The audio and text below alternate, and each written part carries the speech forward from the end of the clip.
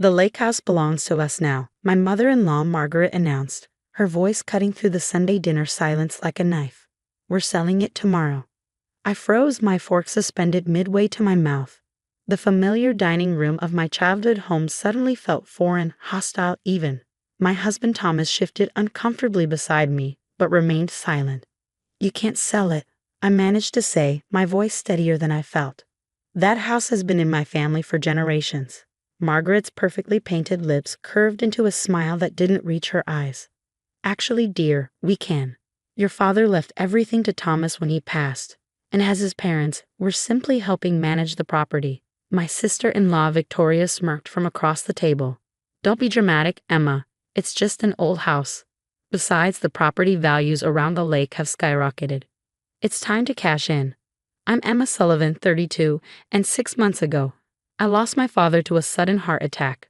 Now I was about to lose the last piece of my childhood, the lake house where every summer memory I treasured had been made. Thomas, I turned to my husband, you can't let them do this. You know what that place means to me. Before Thomas could respond, Margaret waved her hand dismissively. The decision's been made. The realtor is coming tomorrow to list it. Victoria's husband James is in real estate, and he says we could get at least $2 million for it. Of course James was involved. My sister-in-law's husband had been eyeing the lake house since the day they got married. I could still remember his calculating gaze during our last family gathering there, how he'd walked the property line making notes on his phone. Dad would never have wanted this, I said, pushing away from the table. He loved that house. It's where he taught me to swim, where Mom spent her last summer before. Before she ran off with her yoga instructor, Victoria supplied helpfully, examining her manicured nails. Really, Emma, you need to let go of the past. The reminder of my mother's abandonment stung, but not as much as Thomas's continued silence. My husband sat there, suddenly fascinated by the pattern on his dinner plate, avoiding my eyes. That's when I remembered my father's last conversation with me just days before his death. We'd been sitting on the lake house dock, watching the sunset. He'd been acting strange, distracted. Emma, he'd said, gripping my hand tightly. If anything happens to me, check the boathouse. The old one, not the new dock. Check it before it's too late. I dismissed his words then, attributing them to the melancholy that sometimes took him when we visited the lake. Now they echoed in my mind with new urgency. I need to get some air, I announced, standing up. Nobody tried to stop me as I grabbed my car keys and headed for the door. The drive to the lake house took exactly 23 minutes, just as it had when I was a child, counting the seconds until we arrived for summer vacation. The familiar gravel crunched under my tires as I pulled up to the weathered blue house that had been my family's haven for 4 generations. The sun was setting over the lake, casting long shadows across the lawn where Dad and I used to play catch. The porch swing where Mom used to read me stories still creaked in the evening breeze. Every inch of this place held memories, stories, pieces of who I was. The old boathouse stood at the edge of the property, separated from the newer dock by a small grove of pine trees. It had been Dad's refuge, his workshop where he'd spend hours tinkering with old boat motors and fishing gear. I hadn't been inside since before he died. The door stuck slightly, just as it always had. The familiar smell of wood, water, and old rope enveloped me as I stepped inside. Motion sensors flickered to life, illuminating the dusty interior. Everything was exactly as Dad had left it, his tools arranged meticulously on pegboards, fishing rods standing like sentinels in their rack, the ancient workbench covered with decades of projects. What was I looking for? Dad hadn't been specific, just said to check here. I ran my hands along the walls, looking for anything unusual. The wooden panels felt solid, unchanged. The floorboards creaked in their familiar pattern under my feet.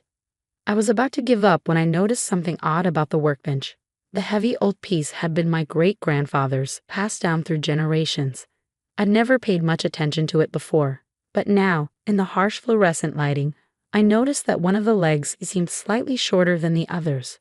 Kneeling down, I examined the uneven leg more closely. There was a seam in the wood that didn't match the others, barely visible unless you were looking for it. My heart pounding, I pressed against it. A small compartment popped open in the bench's side, revealing a metal box and a yellowed envelope. With trembling hands, I opened the envelope first. Inside was a deed to the lake house property, dated 1923, and a letter in my father's handwriting. My dearest Emma, if you're reading this, something has happened to me and you've remembered to check the boathouse. I'm sorry for the mystery, but I needed to make sure these documents stayed safe. The lake house was never mine to leave to Thomas or anyone else. It belongs to you, has since the day you were born. Your great-grandmother Isabel made sure of that when she put the property in a protected trust. No one can sell it without your consent. Not me, not Thomas, not anyone. The original deed and trust documents are in this box, along with proof of the annual trust payments I've been making since you were born. Take these to Arthur Clean, my lawyer. He knows everything and will help you protect what's rightfully yours. I'm sorry I didn't tell you this sooner, but I saw how Thomas's family looked at our home, how they measured its worth in dollars rather than memories. I needed to make sure you'd have proof when the time came. The lake house is your legacy, Emma. It's where you learned to swim, where you fell in love with the water, where you became who you are. Don't let anyone take that from you. Love, Dad. I sat on the dusty boathouse floor, clutching a letter to my chest, tears streaming down my face. Even now, Dad was protecting me, protecting our home. My phone buzzed. Multiple messages from Thomas asking where I'd gone. One from Victoria warning me not to do anything stupid. I smiled, wiping away my tears. Tomorrow would bring confrontation, legal battles, maybe even the end of my marriage. But tonight, sitting in my father's boathouse with the proof of my inheritance in my hands, I felt stronger than I had in months. Let them come with their realtors and their plans. The lake house was mine, and I was ready to fight for it. The next morning, I walked into Arthur Klein's office precisely 10 minutes before Margaret's scheduled meeting with her realtor. Arthur, my father's lawyer and friend of 20 years, examined the documents from the boathouse with careful attention, his expression shifting from professional interest to barely concealed delight. Your father was quite thorough, he said, adjusting his reading glasses. The trust is ironclad. The property was placed in your name when you were born, with your father acting as trustee until you turned 35 or in the event of his death. So they can't sell it? I asked, needing to hear it confirmed. Not only can they not sell it, Arthur smiled, but they've been living there without proper authorization since your father's passing. Technically, they need your permission to even step foot on the property. My phone buzzed again, the 15th call from Thomas since last night. I'd spent the night at my best friend Kate's house, ignoring the increasingly frantic messages from my husband and his family. They're meeting with a realtor at 10, I told Arthur. Should we? Oh yes. He gathered the documents into his briefcase. I think we should definitely attend that meeting. We arrived at the lake house to find Margaret, Victoria, James, and Thomas standing in the driveway with a polished-looking realtor. The woman was gesturing enthusiastically at the property, probably describing its investment potential or development opportunities. Emma, Thomas started towards me, but stopped short when he saw Arthur. What's going on? Why is Dad's lawyer here? Margaret's perfectly composed face flickered with uncertainty. We're in the middle of a private meeting. Actually, Arthur stepped forward. This meeting is over.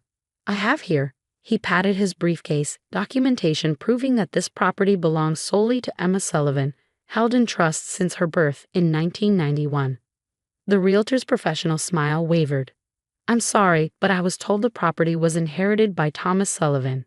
You were misinformed, Arthur said firmly, producing the trust documents. This house and the surrounding 5 acres have been in a protective family trust for 3 generations, with Emma as the sole beneficiary. Victoria's face reddened. That's impossible. Daddy Sullivan left everything to Thomas. Everything he owned, yes, Arthur agreed. But he didn't own this property. He was merely its trustee. I watched as Margaret's composure cracked. This is ridiculous. Thomas, call our lawyer. By all means, Arthur smiled. Though I should mention that any attempts to sell or modify the property without Emma's consent over the past 6 months could be considered attempted fraud. James, who'd been suspiciously quiet, suddenly looked uncomfortable. Vicky, maybe we should. No, Margaret's voice rose. This house is worth $2 million. We are not letting it slip through our fingers because of some ancient trust. $3 million, actually, I said quietly. Everyone turned to look at me.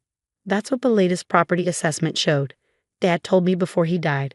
He also told me about the developers who've been trying to buy it for years. The ones you've been meeting with, James. My brother-in-law had the grace to look ashamed. Victoria grabbed his arm.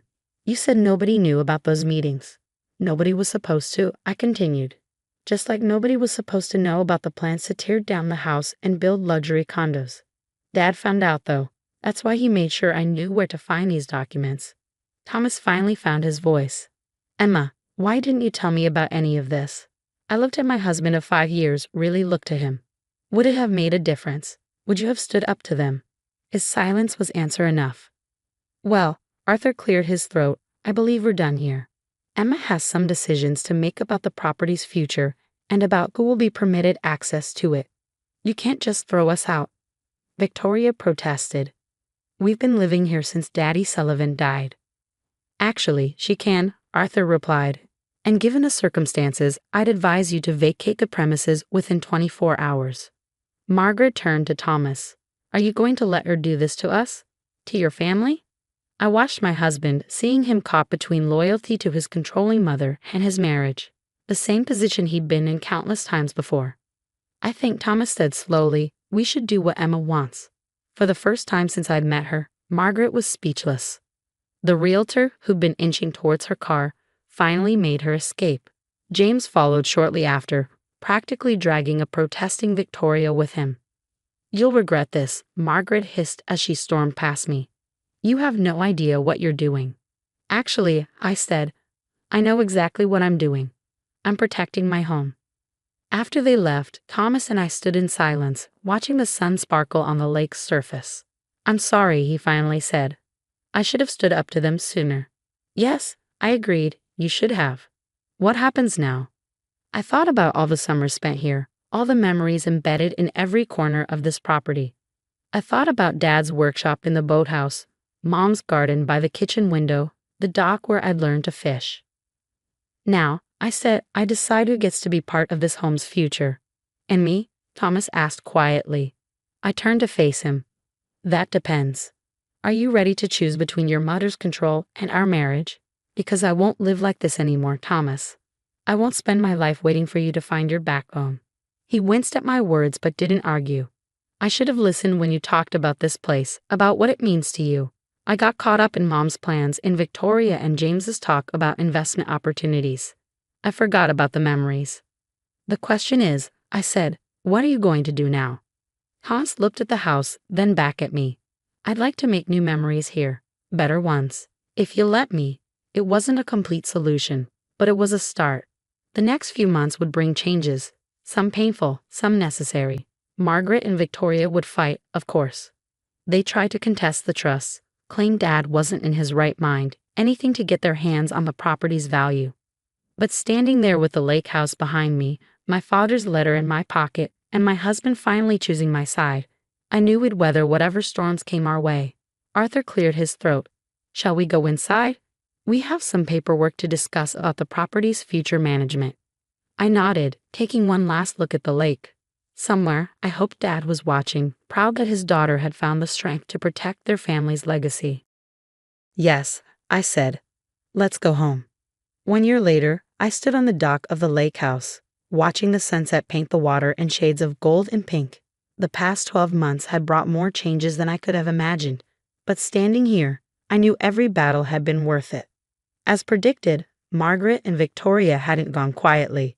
They tried everything: legal challenges, emotional manipulation, even attempting to turn the local community against me with stories of how I'd stolen their inheritance. But Dad's trust proved unshakable, and Arthur's meticulous documentation shut down every challenge they mounted. Thomas surprised everyone, including himself, by standing firm. When Margaret showed up unannounced one morning, demanding he control his wife, he finally found his voice. Enough, Mom, he'd said, blocking her path to the house. Emma's right.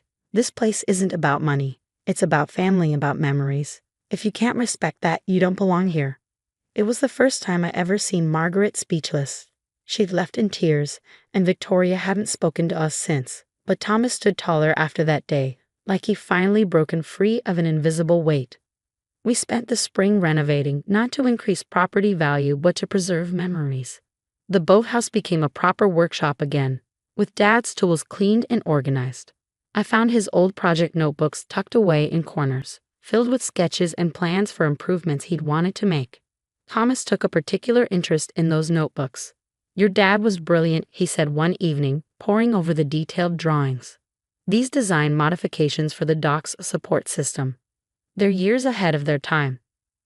It was the first time he'd shown genuine appreciation for something my father had created, rather than just seeing the property's monetary worth. Small steps, but meaningful ones. Summer brought unexpected healing. Kate, my best friend who'd sheltered me that crucial night, suggested we restart the tradition of summer weekend gatherings. At first, I was hesitant. The house had been so contentious, it felt strange to fill it with laughter again. But that first weekend, watching our friends' children chase fireflies across the lawn where I used to play, something shifted. The lake house wasn't just a battleground anymore. It was becoming a home again. Even some of Thomas's extended family chose sides unexpectedly. His cousin Sarah, who'd always kept her distance from Margaret's drama, started visiting regularly with her kids. "This is what Uncle John always wanted," she told me one afternoon, watching her children learn to fish off the dock. A place where family could just be family, without all the politics and power plays. The biggest surprise came in late autumn. A letter arrived from Victoria, not a legal threat this time, but a genuine apology. James had accepted a job in California, and the distance had given her perspective. "I forgot what the lake house used to mean," she wrote, "before Mom started treating everything like an investment opportunity. I remember playing here as kids, how peaceful it was. I'm sorry we tried to take that away from you." I didn't respond immediately, but I kept the letter. Some bridges take time to rebuild. Today, watching the sunset, I heard familiar footsteps on the dock behind me. Thomas wrapped his arms around my waist, resting his chin on my shoulder. "Penny, for your thoughts?" he asked. I smiled, leaning back against him. "Just thinking about everything that's changed. Remember what this place was like a year ago? You mean when my family was trying to sell your inheritance out from under you? When I was too spineless to stand up to them? When we almost lost everything that mattered? And now look at us." The lake house had transformed over the year, but so had we. Thomas had found his strength, standing up to his mother's manipulation. I'd learned to trust him again, watching him choose our marriage over family pressure. We turned Dad's old study into a home office, where Thomas now ran his consulting business. No more corporate job under his father's thumb. The guest rooms hosted regular visits from friends and chosen family. The kitchen echoed with laughter during weekend brunches. "Did I tell you what Sarah's kids asked yesterday?" Thomas said. "They wanted to know if they could have their summer camp here next year. Apparently, their friends at school are tired of hearing about the amazing lake house." I laughed.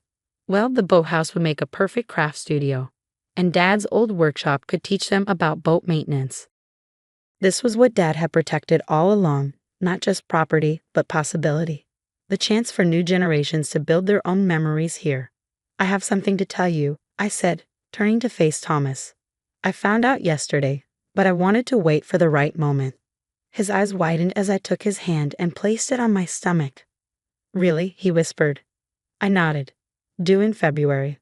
Looks like the lake house will have a new generation to love it." Thomas pulled me close, and I felt wetness against my cheek. Happy tears from the man who once struggled to show any emotion against his mother's disapproval. Behind us, the sun dipped below the horizon, setting the lake aflame with color. Somewhere, I knew Dad was smiling. His letter in the boathouse hadn't just saved our home. It had given us the courage to build a new kind of family, one founded on love and memories rather than power and possession. The lake house stood sentinel behind us, its windows gleaming in the fading light. Not just a house anymore, but a legacy of love, stretching backward through generations and forward into a future bright with promise.